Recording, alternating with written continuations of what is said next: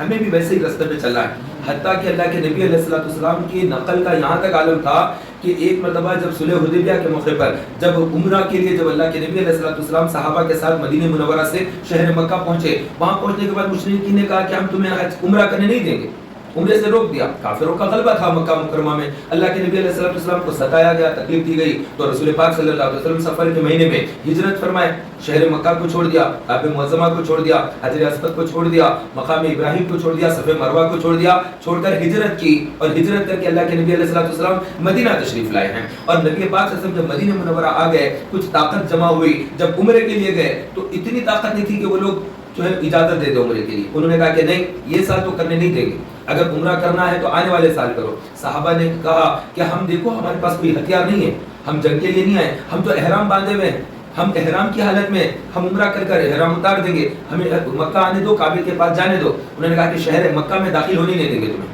اس طرح سے کعبے کے پاس آنے سے اللہ کے نبی علیہ السلام اور صحابہ کو مشرکین نے روک دیا, مکے کے مشرکین نے. تو اللہ کے نبی علیہ السلام نے اس وقت پڑاؤ ڈالا.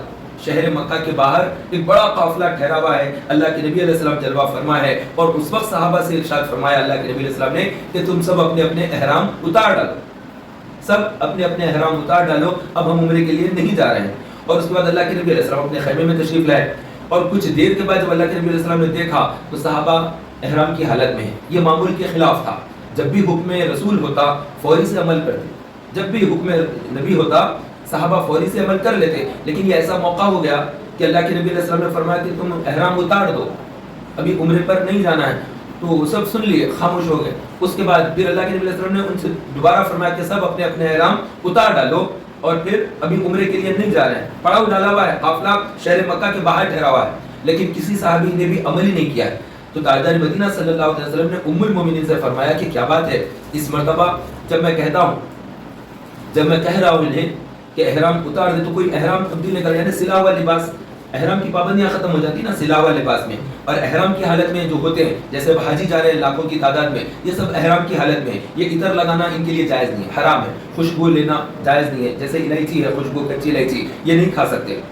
دار چینی ہے, لونگ ہے, یعنی کچا سالن کے اندر اگر ہوگا تو اس میں مذائقہ نہیں ہے, جائز ہے, کھا لے سکتے ہیں. ایسے عطر کی دکان کے سامنے ٹھہرنا جائز نہیں ہوتا. خوشبو سے بچنا, پیر کا جو ابھار ہوتا اس کے اوپر جوتا وغیرہ نہیں پہننا, بالکل سادگی کے ساتھ.